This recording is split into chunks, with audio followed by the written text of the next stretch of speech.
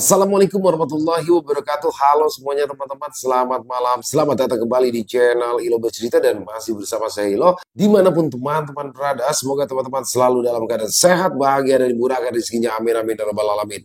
Pada kesempatan yang baik ini, kami akan membawakan satu kisah dari penulis asal Jawa Timur, Wahyu Dia Suryani. Oh, kisah-kisah dari Bu Wahyu pastinya selalu menarik untuk disimak ya teman-teman ya. Tapi sebelum kita masuk ke dalam kisahnya, buat teman-teman mungkin yang baru bergabung atau yang sudah lama bergabung, tapi lupa ternyata belum diklik tombol subscribe-nya, ayo dong. Diklik dulu tombol subscribe, jangan lupa lonceng notifikasinya juga dinyalakan, agar teman-teman selalu mendapatkan notifikasi dari konten-konten yang akan kami upload di setiap harinya. Dan untuk channel Ilo Bercerita ini kami upload setiap hari teman-teman ya, setiap malam jam 9 malam waktu Indonesia bagian Barat. Oke, nggak pakai berlama-lama lagi, pasti udah gak sabaran kan untuk masuk ke dalam kisahnya. Kita menuju ke Jawa Timur.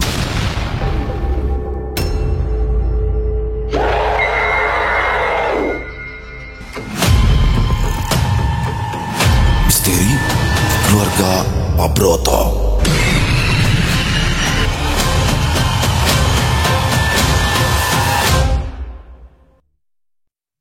Tok tok tok, tok tok tok. Assalamualaikum, Bapak. Bapak, panggil Murti sambil mengetuk-ketuk pintu rumah ayahnya. Saat itu sudah masuk tengah malam dan di luar hujan sangat deras dengan petir yang menjabar-jabar. Bajunya sudah basah kuyup, tubuhnya menggigil dengan perut yang kelaparan. Pintu depan dibuka. Tampaklah seorang wanita berusia awal 30-an menggunakan baju tidur yang terbuat dari kain sutra. Dia menguap. Lalu dipandangnya wajah Murti dengan sinis. "Kamu, ngapain kamu malam-malam kesini? Ganggu orang tidur aja," kata wanita itu yang ternyata bernama Ningsih. "Apa Bapak ada bule?" tanya Murti dengan bibir gemetar karena kedinginan. "Kamu tahu? Kamu tahu ini jam berapa, ha? Apa ibumu tidak pernah mengajari sopan santun? Apa ibumu tidak pernah mengajari kamu kalau tidak boleh mengganggu orang yang sedang tidur?" "Tentu saja dong bapakmu sudah tidur. Ini kan sudah malam, bodoh," bentak Ningsih. Tapi saya ada perlu dengan bapak, bule. Apa bisa dibangunkan sebentar?" kata Murti lagi yang mulai menangis. "Ada apa? Ada perlu apa sampai aku perlu membangunkan suamiku malam-malam? Mengganggu orang tidur saja," tanya Ningsih lagi. Saya mau pinjam uang, bule," kata Murti sambil menunduk. "Uang? Buat apa pinjam uang malam-malam begini? Hah?" tanya Ningsih. "Ibu sakit, bule. Saya perlu pinjam uang dari bapak untuk bawa ibu ke puskesmas," kata Murti menjelaskan. "Loh, ibumu itu kan memang sakit-sakitan. Yaitu sebabnya bapakmu menceraikan ibumu lalu kawin denganku gara-gara ibumu tidak becus melayani bapakmu," kata Ningsih lagi. "Tapi kali ini ibu parah, bule, sampai muntah darah," kata Ningsih. "Baru muntah darah kan, belum mati kan," kata Ningsih dengan sinis. "Bule," bentak Murti dengan marah. "Kok tega sih? Boleh bilang begitu sama ibu," kata Murti dengan nada kesal. "Apa? Kamu berani ya? Hah? Kamu berani membentakku? Apa kamu pikir di sini badan sosial? Pinjam uang seenaknya. Asal kamu tahu ya, akhir-akhir ini bapakmu yang sudah tua bangka itu juga mulai sakit-sakitan. Sedikit-sedikit dokter, sedikit-sedikit obat. Hampir habis dong uang toko untuk biaya bapakmu. Pergi sana. Ayo pergi dari rumahku. Anak tidak tahu diri, anak dari ibu penyakitan. Pergi. Jangan-jangan kamu bawa penyakit ibumu ke sini ya," kata Ningsih lalu mendorong mundur tubuh kurus Murti dan dibantingnya pintu rumah itu. Murti menangis sesenggukan di depan pintu rumah bapaknya. Dia merasa sedih dan hancur, tidak tahu lagi harus meminta tolong kepada siapa. Perutnya yang lapar dan ibunya yang sedang sakit parah membuatnya putus asa. Sebelum pergi, dipandanginya seluruh rumah bapaknya itu. Dia ingat bagaimana bahagianya dulu saat ia tinggal di sini dengan bapak dan juga ibunya yang saling mencintai dan memberikannya kasih sayang. Dia pun tidak pernah kekurangan akan harta. Ya, Murti adalah gadis kecil berusia 15 tahunan. Dulu hidupnya sangatlah bahagia. Ayahnya Pak Broto adalah saudagar sembako yang kaya raya. Dia memiliki banyak kios di pasar-pasar yang tersebar di kota itu. Selama ini, ibunya lah yang membantu pekerjaan ayahnya. Ibunya yang selalu berkeliling untuk mengecek seluruh bahan-bahan yang ada di semua toko sembako ayahnya. Ibunya seperti seorang manajer untuk ayahnya. Berkat keuletan dan kepandaian ibunya memanajeri toko sembako ayahnya itulah yang membuat toko sembako itu semakin berkembang. Hingga suatu hari, saat sedang melakukan pengecekan bahan-bahan pokok dari satu toko ke toko yang lain, secara tidak sengaja ibunya mengalami kecelakaan. Sepeda motor yang ditumpangi ibunya ditabrak oleh sebuah mobil sehingga membuat salah satu kaki ibunya harus diamputasi. Saat dirawat di rumah sakit itu jugalah baru diketahui kalau ibunya juga menderita kanker paru-paru. Mendengar itu semua, dunia Murti menjadi hancur. Ibu yang disayanginya kini hanya bisa duduk di kursi roda. Apalagi dengan kanker paru-paru yang dideritanya membuat ibunya sudah tidak bisa lagi kemana-mana, sehingga dia tidak bisa lagi membantu pekerjaan ayahnya. Usaha toko ayahnya yang semakin berkembang membuat ayahnya kewalahan tanpa bantuan ibunya, sehingga akhirnya suatu hari ibunya mengusulkan agar ayahnya mencari seorang yang dapat dipercaya dan pandai dalam bidang manajerial untuk membantu usahanya. Sehingga suatu hari datanglah seorang wanita bernama Ningsi melamar pekerjaan kepada Ayah Murti. Ningsi memang wanita yang cantik dan pintar. Terbukti semua pekerjaan ibunya yang dulu dapat digantikan dia dengan cekatan. Usaha toko sembako milik ayahnya tidak jadi keteteran karena datangnya Ningsi, tapi ternyata niat Ningsi tidaklah hanya mencari pekerjaan, dia juga berniat untuk mencari suami dan harta yang berlimpah. Masalahnya adalah justru Pak Brotolah yang diincar Ningsi untuk dijadikan suami. Dia tidak peduli dengan usia Pak Broto yang jauh lebih tua dan statusnya yang masih memiliki seorang istri dan seorang anak. Bagi Ningsi, yang terpenting adalah harta Pak Broto yang sangat banyak. Ningsi melihat peluang yang bagus untuk menjadi istri Pak Broto karena dia melihat Bu Broto yang sakit-sakitan. Akhirnya, dengan segala tipu muslihat dan rayuan, Ningsi bisa membuat Pak Broto menceraikan ibunya Murti dan menikah dengannya. Setelah bercerai, sebenarnya Pak Broto menginginkan Murti untuk tetap tinggal bersamanya, akan tetapi lagi-lagi dengan bujuk rayu Ningsi, dia berhasil membuat Murti ikut ibunya keluar dari rumah itu. Murti berjalan gontai keluar dari gerbang rumah mewahnya. "Pak Murti!" panggil sebuah suara. Murti buru-buru menolehnya. Dilihatnya dua orang tua yang berjalan tertati-tati menggunakan payung besar. "Pak Sardi, Bu Surti," desis Murti. Ya, Pak Pardi dan Bu Surti adalah sepasang suami istri tua yang merupakan pembantu rumah tangganya. Sejak muda, mereka sudah menjadi pelayan setia di rumah itu. Mereka jugalah yang sudah merawat Murti sejak bayi. Kesetiaan dan kasih sayang mereka tidak usah diragukan lagi.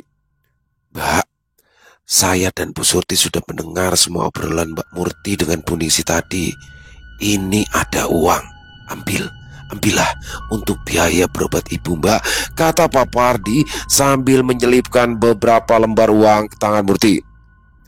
"Iya Mbak Murti, maafkan Pak Pardi dan Bu Surti ya, yang tidak bisa membantu banyak. Kalau saja kami punya rumah, tidak akan sudi kami tinggal di rumah ini lagi. Kami sendiri sebenarnya juga sudah tidak betah tinggal bersama si Ningsi itu. Dia itu jahat. Tapi kami sudah berjanji sama ibumu untuk terus menjaga Bapak," isak Bu Surti sambil mengelus-elus pundak Murti. "Salam buat ibu ya Nduk. Sampaikan betapa kami sangat merindukan beliau. Beliau adalah orang baik. Semoga beliau segera sembuh. Kami tidak bisa berbuat apa-apa karena kami sebetulnya betul-betul dilarang untuk membantu kamu dan juga ibumu sama si Ningsi itu. Bahkan sejak bapakmu sakit-sakitan juga, sekarang ini baru kelihatan sifat aslinya. Dia betul-betul jahat, kata Pak Pardi menambahkan. Bu Surti lalu memeluk erat Murti. Sambil menangis, Murti mengucapkan terima kasih, lalu segera berlari pulang dengan gembira. Paling tidak, malam ini dia bisa membawa ibunya ke puskesmas. Bu, ibu, ayo bu, kita pergi ke puskesmas, teriak Murti sambil membuka pintu kamar ibunya. Tapi pemandangan yang dilihatnya justru membuat hatinya hancur. Sang ibu sudah tergeletak di lantai dengan mata yang terbelalak dan mulut penuh darah. Begitu merupakan hari yang paling menyedihkan dalam kehidupan Murti. Dia harus menguburkan orang yang paling dia sayangi di dunia ini. Dia merasa hidup sendiri sebatang kara. Tetangga-tetangga menatapnya penuh dengan simpati. Murti memandang seluruh kamar ibunya yang sekarang terasa kosong. Hatinya hampa tanpa senyuman ibu yang selalu menyambutnya. Tok tok tok, tok tok tok. Terdengar pintu rumah diketuk. Murti membukanya secara perlahan dan dilihatnya Pak RT dan juga beberapa orang warga berdiri di depan pintu rumahnya. Pak RT, mari masuk Pak, kata Murti pelan. Dia merasa sudah tidak ada lagi tenaga.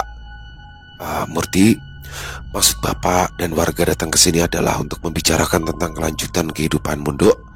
Karena usiamu yang masih belum cukup umur untuk tinggal sendiri dan kamu masih punya ayah kandung, maka kami sepakat untuk mengantarkanmu pulang ke rumah ayah kandungmu, Dok, kata Pak RT. Tidak, tidak Pak.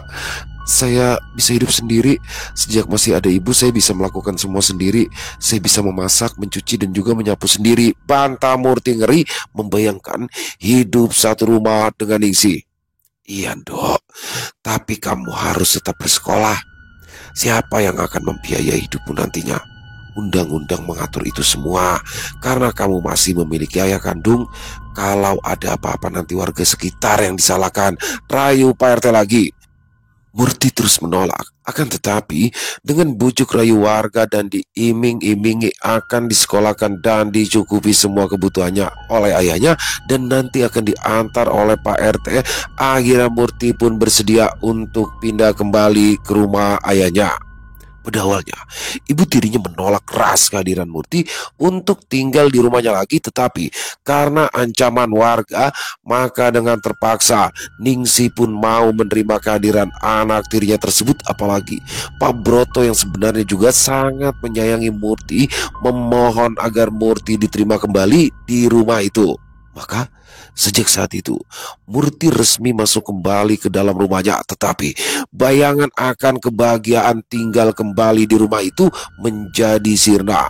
Bukannya dianggap sebagai anak, tetapi Murti diperlakukan seperti seorang pembantu. Setiap hari dia harus bekerja, membersihkan rumah. Bahkan selepas pulang sekolah oleh ibu tirinya, dia tidak diperbolehkan makan sebelum semua pekerjaan rumah selesai.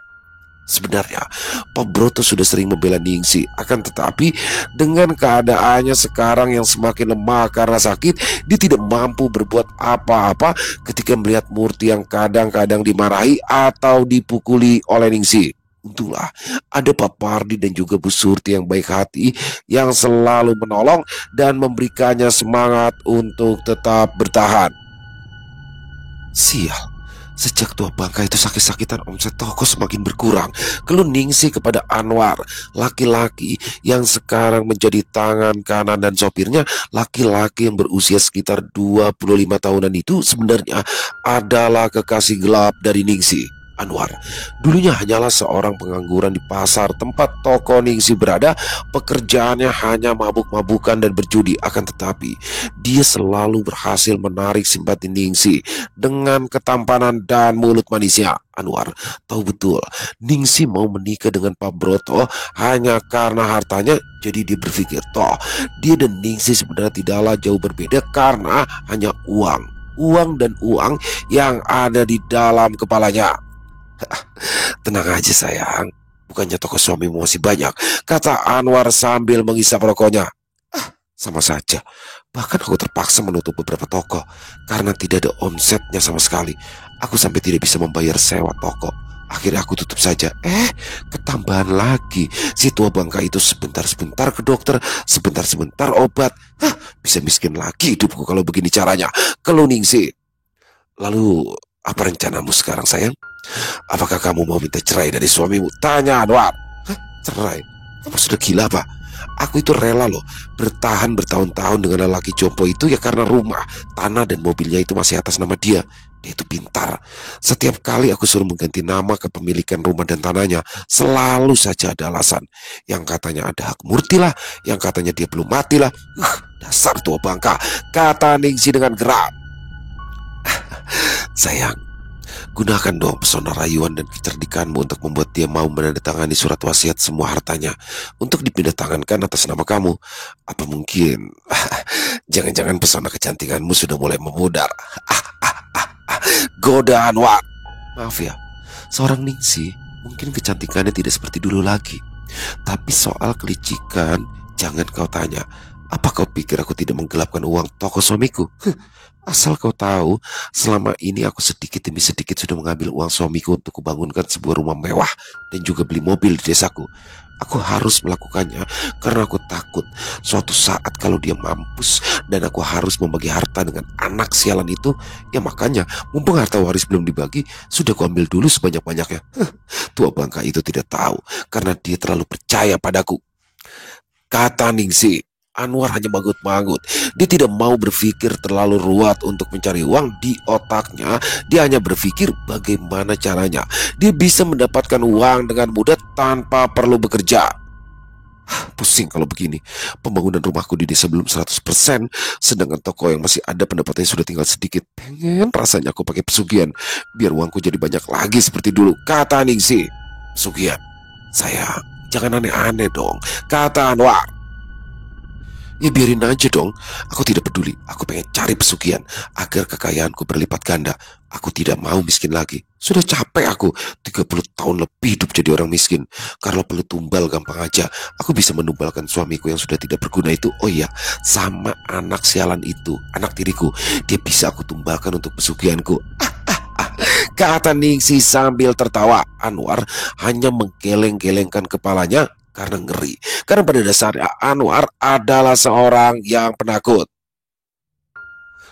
Kamu kenal nggak sama seseorang yang tahu tentang pesugihan? Kata Ningsih kepada Anwar. Anwar menggeleng. Aku tidak tahu. Aku tidak pernah kenal dengan hal-hal seperti itu. Bagiku mah, mabuk dan judi itu lebih menyenangkan. Tapi kenapa kamu tidak bertanya sama Mbak Naryo, orang yang sudah memberikanmu susu pemikat? Kata Anwar lagi. Oh iya ya, bagus. Aku kok sampai lupa sama lelaki tua yang sudah memberikanku susu pemikat ini. Coba besok antarkan aku ke sana agar aku bisa bertanya padanya. Siapa tahu dia juga punya usaha praktek pesugihan. Kata Ningsih dengan semangat. Tentu saja dong sayang. Apa sih yang tidak untuk kamu? Balas Anwar sambil menoel pipi Ningsih. Murti sedang menyapu ruang tamu. Ketika didengarnya suara kaki berjalan perlahan, Murti tetap saja meneruskan pekerjaannya karena dia tahu itu adalah suara langkah ayahnya. Dok, apa kamu masih marah sama bapak? Tanya ayahnya pelan, lalu duduk di sebuah kursi rotan. Bapak tahu, bapak bersalah sama kamu dan juga sama ibumu. Bapak hilaf, dok. Bapak minta maaf, katanya lagi. Ada nada penuh penyesalan dalam setiap kata-katanya. Murti tetap diam, walau dalam hatinya dia menangis. Nasi sudah menjadi bubur. Bapak sudah kehilangan ibumu, dan bapak pun hampir kehilanganmu, dok. Bapak sungguh-sungguh menyesal. Tidak adakah kata maaf yang keluar dari mulutmu untuk laki-laki tua ini? Kata Pak Broto, suaranya mulai bergetar seperti menahan tangis. Apa kalau Murti memaafkan bapak, maka ibu bisa hidup lagi? Apa bapak tahu, 5 tahun kita hidup menderita. Sehari kita makan, 2 hari kita harus puasa karena tidak ada makanan dan uang. Apa bapak tahu rasanya jadi aku melihat ibu sakit tapi tidak punya uang untuk berobat, bahkan sampai ibu meninggal, Pak? Aku dan ibu salah apa, Pak?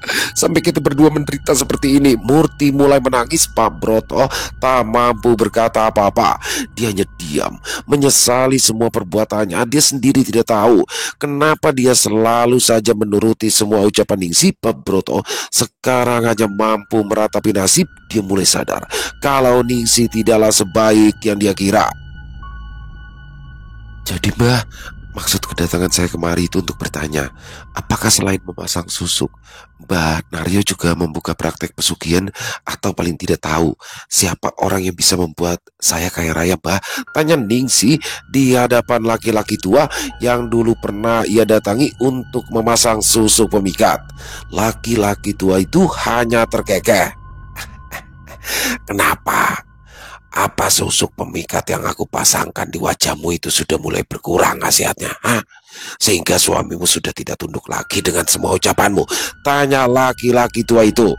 Ya Mbah, saya juga heran kenapa sekarang Mas Broto tidak langsung mengikuti semua ucapan saya. Dulu saya minta ini dituruti, minta itu dituruti. Bodohnya saya, kenapa tidak dari dulu saya minta agar sertifikat rumah dan juga tanah itu diganti dengan nama saya? Kata Ningsih. Lagi-lagi laki-laki itu hanya terkekeh. Tentu saja, Ndok. Khasiat susuk itu hanya manjur di 3 tahun pertama saja. Setelah itu khasiatnya akan memudar sedikit demi sedikit. Bukankah aku sudah pernah bilang kepadamu, kalau seharusnya kamu datang lagi ke sini untuk memperbaiki susukmu? Kata Mbak Naryo. Iya Mbah, saya pikir toh suami saya sudah tua, sudah manut aja apa kata saya tanpa perlu pakai susuk lagi. Tapi ternyata setelah istrinya mati, anaknya tinggal di rumah saya lagi, Mbah. Saya takut hartanya akan dibagi 2 dengannya, kata Ningsih. Lalu, kenapa kamu tidak menambah susuk saja, biar suamimu manut lagi sama kamu? Tanya Mbak Naryo. Enggak Mbah, dia sudah tua, tokonya juga sudah banyak yang tutup, hartanya sudah tidak begitu banyak lagi. Tapi kalau pesugihan saya dengar-dengar kan saya bisa mendapatkan harta yang banyak, berlipat-lipat, jawab Ningsih. Mbak Naryo hanya mengangguk-angguk. Bisa. Aku memiliki ilmu pesugihan, namanya pesugihan kembang setaman. Tapi syaratnya itu berat, Ndok. Ada nyawa yang harus ditumbalkan untuk syaratnya, kata Mbak Naryo lagi. Wah, bisa Mbak, saya kan bisa menumbalkan suami dan anak tiri saya itu Mbak, kata Ningsih antusias. Bagus, ritualnya juga cukup mudah. Nanti pada saat malam 1 suro, mandilah di Telaga Wedi di bawah kaki Gunung Waloh dengan menggunakan 7 kembang setaman. Kamu harus semedi berendam di sana selama semalaman suntuk sambil membaca bacaan yang nanti aku ajarkan padamu. Dalam semedimu, kamu tidak boleh memakai apapun untuk menutupi tubuhmu. Dalam semedimu nanti akan banyak sekali gangguan, Dok. Tapi kamu harus kuat menahannya. Kalau dalam semedimu kamu bisa menahan rasa takutmu, maka kamu berhasil. Asal jangan lupa, kamu menyediakan tumbalnya terlebih dahulu. Terang Mbak Naryo. Ningsih mendengarkan dengan ngeri syarat yang harus dilaluinya. Malam-malam dia harus mandi di telaga yang terkenal angker. Dia bergidik ngeri, tetapi lagi-lagi keinginannya untuk menjadi orang yang kaya raya jauh lebih kuat. Baik Mbak, saya sanggup, katanya kemudian. Lalu kapan saya bisa mempersembahkan tumbal saya Mbak? Tanya Ningsih. Seminggu sebelum malam 1 suro, kamu harus sudah membawa tumbalmu ke sini. Selanjutnya serahkan semua padaku, jawab Mbak Naryo.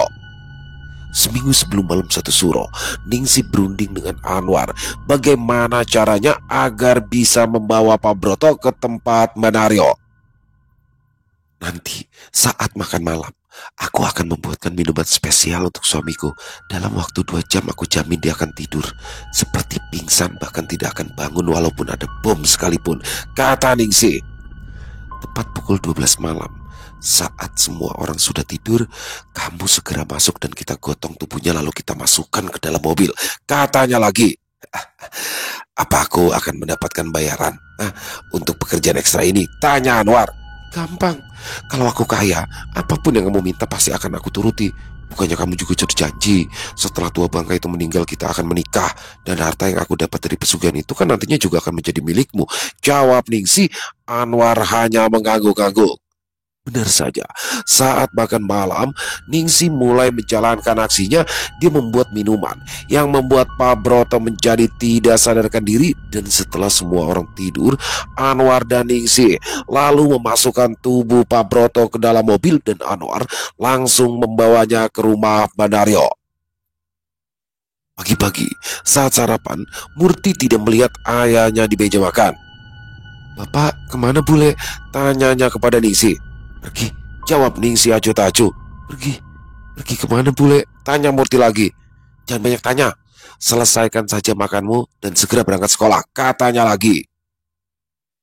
Saat sore hari, Murti pulang sekolah pun dia tidak mendapati kehadiran bapaknya. Dia berpikir tidak mungkin bapaknya pergi terlalu lama karena bapaknya sedang sakit. Apalagi dia melihat keberadaan Anwar yang sedang duduk di sofa sambil merokok di rumah itu. Biasanya Anwar tidak pernah masuk ke dalam rumah. Anwar, setahu Murti, adalah sopir pribadi Ningsih yang biasanya hanya menunggu di luar atau di dalam mobil. "Apa bapak belum pulang bule?" tanya Murti lagi. "Belum," jawab Ningsih singkat. "Kira-kira bapak pergi kemana ya bule? Kok biasanya bapak pergi tanpa berpamitan?" tanyanya lagi. Ningsih berjalan mendekati Murti. "Anak kecil, jangan banyak tanya, ngerti?" kata Ningsih dengan nada mengintimidasi. "Tapi kan aku hanya tanya bule, dari tadi pagi sampai sekarang bapak belum pulang, apalagi bapak sedang sakit," kata Murti pelan. "Bapakmu itu sudah mati, jadi kamu jangan tanya-tanya lagi. Sebentar lagi kamu pasti akan menyusul ayah dan ibumu," kata Ningsih sambil mendekatkan wajahnya ke arah Murti. Entah amarah apa yang tiba-tiba muncul dalam diri Murti, amarah yang memunculkan keberanian yang luar biasa sehingga tanpa sadar, plak, ditamparnya pipi Ningsih dengan keras. Ningsih terkejut, tubuhnya sempat tersurut mundur terkena tamparan Murti yang cukup keras. "Kurang ajar," pekik Ningsih lalu balas ditamparnya pipi Murti. Gadis kurus berusia 15 tahun itu langsung jatuh karena ditampar oleh Ningsih dengan keras. Tanpa menunggu Murti bangun dari jatuhnya, tubuh Ningsih langsung duduk di atas Murti, lalu dicekiknya tubuh Murti dan ditamparnya berkali-kali. "Anak kurang ajar, anak sialan, anak tidak tahu diri," sambil tangannya terus menampar pipi Murti. Anwar yang melihat Murti sudah mulai lemas karena dicekik oleh Ningsih itu langsung menarik tubuh Ningsih dari atas badan Murti. Sudah sayang, kamu mau bunuh dia?" "Hah?" tanya Anwar. Biar saja mati sekalian dia menyusul ayah dan ibunya," seru Ningsih kalap. "Lihat, dia sudah tidak bergerak," kata Anwar sambil mendekati tubuh Murti. "Waduh, dia mati dia," kata Anwar ketakutan. Aku nggak mau ikut-ikutan ya. Aku nggak mau ikut bertanggung jawab dengan kematiannya. Kamu yang membunuhnya, aku sama sekali tidak ikut campur," kata Anwar semakin menggigil ketakutan. "Gampang, buang aja mayatnya ke jurang. Orang kampung juga tidak akan pernah bertanya kepada suami dan anak tiriku. Aku akan bilang kalau mereka berdua pulang ke kampung halaman mereka untuk membuka toko di kampung karena toko yang ada di sini semua bangkrut," kata Ningsih dengan entengnya. "Sekarang mumpung dua orang pembantu tua itu sedang pergi, kamu bawa mayat anak ini menggunakan mobil, lalu lempar ke jurang biar dimakan binatang buas," perintah Ningsih. Anwar pun segera melaksanakan perintah Ningsih. Malam hari, saat Ningsih sudah bersiap-siap hendak tidur, dia mendengar ada seseorang yang mengetuk-ngetuk pintu rumah dengan malas. Dia berjalan ke ruangan depan dan dibukanya pintu rumah, tapi saat pintu rumah dibuka, dia tidak melihat ada siapapun di sana. Sedikit heran, dia menutup kembali pintu rumah itu, tapi baru beberapa langkah dia berjalan, terdengar lagi ketukan di pintu. Lagi-lagi ia membukanya, hanya angin malam yang menerpa wajahnya, tapi tak ada siapa-siapa. Namun dia melihat ada sesuatu yang berdiri di bawah pohon. Lebih tepatnya seseorang memakai baju putih panjang dengan rambut panjang terurai. "Murti!" pekik Ningsih sedikit tertahan. Segera saja dibantingnya pintu depan itu, dia langsung berlari masuk ke kamar, dikuncinya dan langsung ditutupi seluruh tubuhnya menggunakan selimut. Ningsih sampai menggigil ketakutan. "Tok tok tok, Tok tok tok.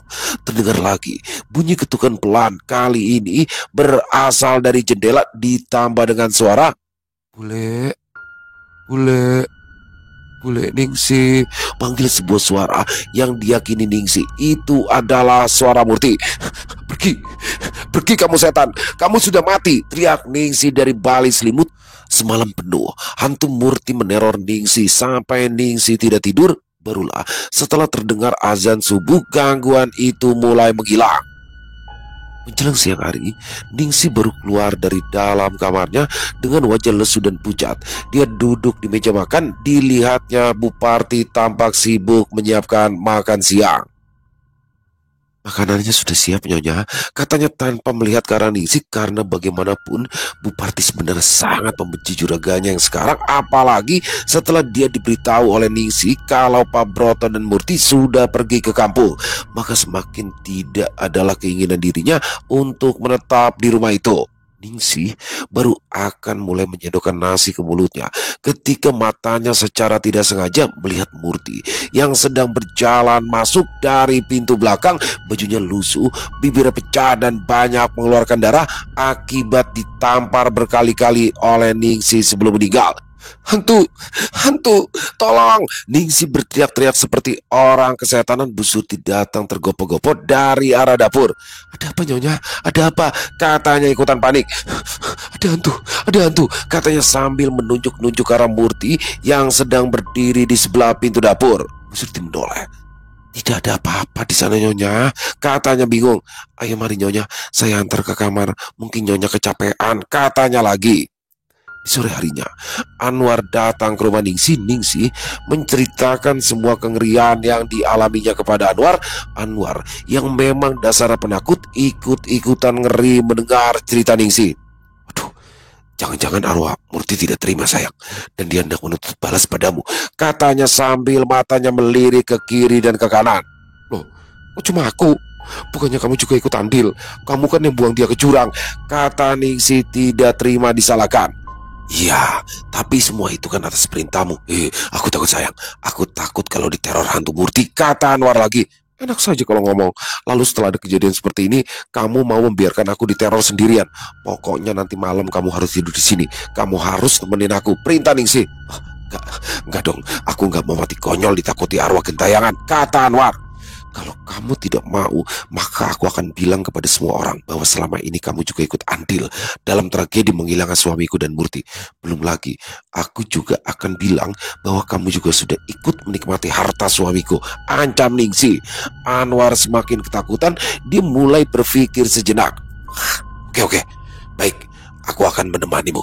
Tapi aku tidak mau tanggung jawab kalau sampai kita digerebek warga ya, kata Anwar akhirnya. Tenang aja, tidak akan ada orang yang tahu, jawab Ningsih. Malam itu, lagi-lagi Ningsih mendengar suara ketukan. Kali ini ketukan itu berasal dari luar kamar tidurnya. Ningsih yang ketakutan lalu membangunkan Anwar. Sayang, bangun sayang. Kamu dengar nggak suara ketukan di pintu kamar? Anwar yang masih mengantuk langsung duduk sambil mengerjap-kerjapkan matanya. Ada apa sih sayang? Tanyanya. Itu, apa kamu nggak dengar ada bunyi ketukan di pintu? Kata Ningsih menggigil ketakutan. Anwar terdiam lalu mencoba menajamkan pendengarannya.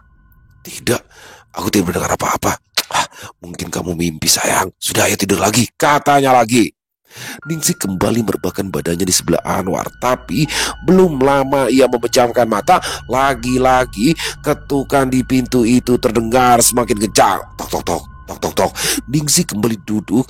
Ia lalu kembali membangunkan Anwar. Sayang, bangun dong. Coba kamu lihat siapa itu yang ngetuk-ngetuk pintu, katanya lagi. Anwar lalu bangun. Dia sebenarnya juga takut, tapi dia memaksakan diri. Dibukanya pintu itu perlahan-lahan, tetapi dia tidak melihat apa-apa. Dia semakin lebar membuka pintu kamar untuk memastikan tidak ada siapa-siapa. Tidak ada apa-apa sayang, katanya. Tetapi saat pintu kamar itu terbuka lebar, Ningsih melihat ada Murti tengah berdiri di ambang pintu dengan wajah yang berdarah-darah kontan. Ningsih menjerit ketakutan, apalagi secara perlahan Murti mulai berjalan masuk ke dalam kamar. Dia lalu berdiri di sebelah tempat tidur Ningsih. Ningsih semakin berteriak-teriak ketakutan. "Pergi! Kamu sudah mati! Pergi!" teriaknya. Anwar yang tidak melihat apa-apa langsung berlari memeluk tubuh Ningsih yang berteriak-teriak seperti orang kesetanan. "Sayang, tenang dong, gak ada apa-apa sayang," kata Anwar. Tetapi Ningsih berteriak semakin keras. "Pergi! Pergi kamu!" teriaknya pada Murti yang tidak beranjak sama sekali di samping kasur Ningsih. Lebih dari 3 hari, Murti selalu menghantui Ningsih. Wajah Ningsih sekarang sudah tidak lagi ceria seperti dulu. Wajahnya lesu dan pucat. Lingkar matanya menghitam. Dalam waktu 3 hari, tubuhnya terlihat kurus karena dia tidak bisa makan dan tidur. Karena setiap kali dia akan makan ataupun tidur, Murti selalu datang menghantuinya. Sekarang, wajah Ningsih menjadi semakin lesu dan kusut. Tanpa make up yang biasa dia pakai sampai menor, rambutnya pun aut-autan. Bahkan badannya yang dulu selalu wangi sekarang menjadi bau karena tidak mandi. Karena setiap dia akan masuk kamar mandi, dia bilang ada Murti di dalam kamar mandi. Dia menjadi stres. Bahkan sekarang Murti sering mengamuk sendirian karena ketakutan. Hingga suatu pagi saat Anwar menemaninya, tiba-tiba saja Ningsih berteriak-teriak lagi sambil menunjuk-nunjuk ke arah belakang. Dalam penglihatannya, dia melihat Murti berjalan perlahan ke arahnya. Lagi-lagi Ningsih menjerit-jerit. Dia bahkan akan mengangkat kursi yang didudukinya untuk melempar Murti. Tapi segera ditangkap oleh Anwar. Anwar lalu berteriak kepada Pak Pardi untuk mencarikan tali karena Ningsih sudah seperti orang gila. Anwar dan Pak Pardi lalu berusaha mengikat badan Ningsih agar tidak lagi mengamuk. Dalam kondisi terikat, Ningsih tidak bisa berlari ketika Murti semakin mendekat ke arahnya. Kenapa bule Ningsih tega membunuhku?" kata Murti pelan. Baru kali ini Ningsih mendengar hantu Murti bicara. "Aku tidak sengaja. Kamu yang menampar aku terlebih dulu dan aku jadi emosi," jawab Ningsih sambil ketakutan. Bule harus bertanggung jawab untuk semua yang sudah Bule lakukan kepada kami," kata Murti setengah berbisik. "Bule sudah mengambil harta Bapak tanpa pengetahuan Bapak. Bude sudah menggelapkan uang Bapak sampai-sampai Bule tega membunuh Bapak," kata Murti. "Kenapa Bule membunuh Bapak?" tanya Murti lagi. Aku tidak membunuh bapakmu. Mbak Naryo membunuh bapakmu. Aku hanya menjalankan perintahnya sedangkan uang bapakmu sudah habis untuk biaya pembangunan rumahku di kampung," katanya lagi hampir menangis. "Tapi kenapa Bule? Katakan sejujurnya, maka aku akan berhenti menerormu. Katakan semua Bule, agar arwahku tidak penasaran," kata Murti lagi. "Karena aku ingin kaya. Aku ingin kaya. Mbak Naryo minta tumbal untuk pesugihan yang akan aku lakukan. Pesugihan kembang setaman agar aku cepat kaya. Aku bosan terus-menerus bekerja menjadi toko milik bapakmu. Aku ingin kaya tanpa bekerja. Aku ingin kaya raya. Tolong, jangan teror. Jangan teror aku terus. Aku sudah mengatakan semuanya," kata Ningsih mulai menangis. "Terima kasih atas pengakuannya Bule," kata hantu Murti sambil melepas rambut palsunya. Dia lalu mengambil tape recorder yang sudah ada di balik baju putih lusuhnya. Mata Ningsih terbelalak kala melihat itu semua. Kamu belum mati," kata Ningsih terkejut. "Tentu saja belum buleku yang cantik," kata Murti sambil mulai membersihkan make upnya dengan bajunya. Tapi aku melihat sendiri kamu sudah mati dan digotong ke dalam mobil untuk dimasukkan ke dalam jurang," kata Ningsih meminta penjelasan. "Iya Bule. Bule memang melihatku dimasukkan ke dalam mobil. Tapi kan Bule tidak melihat Om Anwar melemparkan aku ke jurang. Bule kan di rumah," kata Murti dengan santainya. Jadi ini semua sudah diatur. Ini persekongkolan. Ini pengkhianatan. Anwar, kau sudah mengkhianati aku. Dibayar berapa kau sama anak kecil ini? Kata Ningsih berteriak seperti orang gila. "Oh, aku tidak dibayar sama Murti, tapi aku dibayar oleh aku," kata sebuah suara berat yang sangat dikenalnya muncul dari balik pintu. "Mas Broto!" teriak Ningsih lebih histeris lagi. Jadi kamu belum mati. Dan ini semua hanya sandiwara kalian. Jahat, kalian sudah mengkhianati aku. Dasar kalian kurang ajar, lepaskan!" Lagi-lagi Ningsih berteriak-teriak sambil berusaha melepaskan diri dari katanya. Kamu yang jahat, Ningsih. Suara Pak Broto keras menggelegar membuat Ningsih langsung terdiam. Kamu dari awal sudah berniat jahat padaku dan keluargaku. Kamu datang ke rumah ini sudah dengan rencana busuk. Kamu menggunakan susuk pemikat untuk memikatku. Kau jauhkan aku dari anak dan istriku. Orang yang sesungguhnya aku cintai sampai menderita dan mati sia-sia. Lalu anakku satu-satunya pun udah kau bunuh.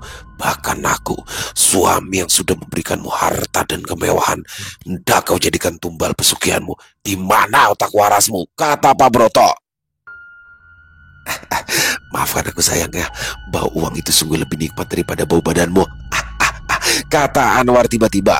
Mungkin aku adalah manusia brengsek yang gemar mabuk-mabukan dan berjudi, tapi aku tidak suka kekerasan apalagi sampai membunuh orang. Awalnya aku terkejut ketika kamu mau mencari pesugihan untuk memperkaya diri, apalagi kamu tega menumbalkan suami dan anak tirimu. Di situ aku mulai berpikir, kalau suamimu saja tega kamu tumbalkan, maka tidak menutup kemungkinan suatu hari nanti akulah yang akan kau tumbalkan. Kata Anwar. Akhirnya aku memutuskan untuk menghubungi Pak Broto dan menceritakan semuanya. Tentu saja dengan imbalan yang tidak sedikit. Ya, paling tidak aku bisa hidup mewah selama 10 tahun. Kamu tahu sendiri kan sayang, kalau aku itu sangat suka uang. Wah, kata Anwar lagi. Dan sepertinya kita semua bisa mendapatkan piala citra karena telah berakting luar biasa. Termasuk Pak Sardi dan Bu Surti, kata Murti sambil tersenyum penuh kemenangan. Kalian semua bajingan. Kalian semua kurang ajar. Murti lagi-lagi berteriak setelah mendengar semua penjelasan mereka. Oke, sepertinya selanjutnya akan menjadi urusan keluarga kalian. Apalagi polisi juga sudah akan datang. Maka aku harus segera pergi. Terima kasih untuk uangnya Pak Broto. Dan selamat tinggal semuanya, kata Anwar sambil melangkah pergi. Tidak lama setelah Anwar pergi, datanglah beberapa anggota kepolisian. Ibu Ningsih, Anda kami tangkap karena ada laporan tentang penggelapan uang dan juga percobaan pembunuhan. Salah satu polisi lalu melepaskan tali kata Ningsih, memborgolnya dan menggelandangnya keluar. Ini bukti rekaman pengakuannya Pak, kata Murti sambil memberikan tape recordernya kepada salah satu polisi itu. Ningsih hanya terdiam pasrah saat masuk ke dalam mobil polisi. Murti dan Pak Broto memandang lega ke arah mobil polisi yang perlahan pergi meninggalkan rumah mereka. Maafkan Bapak, Mur. Andai waktu bisa diulang, Bapak pasti akan tetap memilih bersama kalian. Dan ibumu pasti masih ada. Maafkan Bapak ya, Mur. Walaupun Bapak tahu Bapak tidak pantas untuk dimaafkan, kata Pak Broto sambil memeluk Murti. Murti hanya terdiam, hatinya hancur antara sedih, senang, benci, bercampur menjadi satu. Dia memang membenci bapaknya atas semua yang pernah dilakukan terhadap ibunya, tetapi dengan membenci bapaknya itu tidak akan membuat ibunya hidup lagi. Dan tiba-tiba saja ia ingat ibunya pernah berkata, sejahat-jahatnya ayahmu, dialah yang telah mengukir dirimu. Setiap aliran darah yang ada di dalam tubuhmu adalah karena cinta ayahmu. Kamu ada di dunia ini sekarang juga karena ayahmu. Maka sampai kapanpun ayahmu tetaplah ayahmu. Orang yang harus kamu hormati sampai kamu mati. Maka tiba-tiba dibalasnya pelukan Pak Broto sambil berkata, Murti sudah memaafkan Bapak. Selesai. Wow, luar biasa kisah dari Bu Wayu Dia Suryani. Keren banget nih kisahnya nih. Oh, plot twist banget bagaimana ternyata keluarga Pak Broto ya, Murti di sini berkolaborasi, dan di sini Anwar, pacar daripada Bu Ningsih, juga dilibatkan. Memang Anwar ini ngeselin banget, tapi ya itu kelemahannya orang-orang seperti Anwar adalah duit, uang. Dengan uang selesai semua, nggak ada di situ kesetiaan, nggak ada loyalitas, hanya uang di mata Anwar. Itulah yang akhirnya dimanfaatkan oleh Murti maupun Pak Broto, sehingga Ningsih akhirnya berhasil dijebak dengan skenario yang keren banget. Berhari-hari loh diteror oleh hantu Murti, padahal itu bukan hantu Murti, itu Murti beneran, dan Murti memang belum meninggal karena pada saat di bawah itu ya mungkin terjadi negosiasi, dan bodohnya Ningsih nggak ikut tuh pada saat membuang jasad daripada Murti itu. Luar biasa sekali, bener-bener nggak nyangka, dan ini plot twist, salah satu plot twist terkeren. Makasih Bu Wahyudi atas kisahnya yang luar biasa ini, dan semoga ada hikmah baik yang bisa kita ambil dalam kisah barusan. Dan apabila tidak ada hikmah yang baik, mari kita jadikan saja sebagai hiburan semata. Dan buat teman-teman mungkin yang punya komentar lain, yang punya pendapat lain tentang kisah barusan, bisa menuliskan di dalam kolom komentar ataupun hanya sekedar saling menyapa, silakan. Insya Allah kami akan menjawab satu persatu. Buat teman-teman yang suka dengan videonya, bisa diklik tombol like atau tombol jempolnya, boleh juga dong dibantu di share ya link videonya ini ke teman-teman yang lain agar juga ikut merasa terhibur. Dan buat teman-teman yang mungkin belum subscribe, yuk diklik dulu tombol subscribe, jangan lupa lonceng notifikasinya dinyalakan agar teman-teman selalu mendapatkan notifikasi dari konten-konten yang akan kami upload di setiap harinya. Dan kami juga ingin mengucapkan terima kasih ya kepada seluruh teman-teman yang sudah selalu setia hadir, yang sudah selalu mendukung kami, karena teman-temanlah kami selalu bersemangat berkarya di setiap harinya. Oh iya, buat teman-teman mungkin yang punya kisah horor misteri ya, yang diangkat dari kisah nyata yang berdasarkan pengalaman pribadi, apabila mungkin berkenan dibawakan di channel kami, silakan bisa mengirimkannya ke nomor telepon kami yang ada di sini. Dan bebas ya, kirimannya boleh dalam bentuk tulisan, boleh dalam bentuk rekaman suara, pokoknya senyamannya teman-teman aja. Dan buat teman-teman yang sudah mengirimkan kisah, kami ucapkan terima kasih. Di akhir kata, saya Ilo mengucapkan permohonan maaf apabila mungkin dalam pembawaan kisahnya ada kata-kata saya yang salah ataupun ada kata-kata saya mungkin yang kurang berkenan. Saya mohon dibukakan pintu maaf yang seluas-luasnya, karena saya hanyalah manusia biasa, tempatnya salah dan dosa. Sampai berjumpa lagi di konten-konten kami selanjutnya, pasti tidak kalah serunya, yang pasti tidak kalah horornya, masih bersama saya Ilo di channel Ilo Bercerita. Salam sehat, sukses selalu untuk kita semua. Wassalamualaikum warahmatullahi wabarakatuh.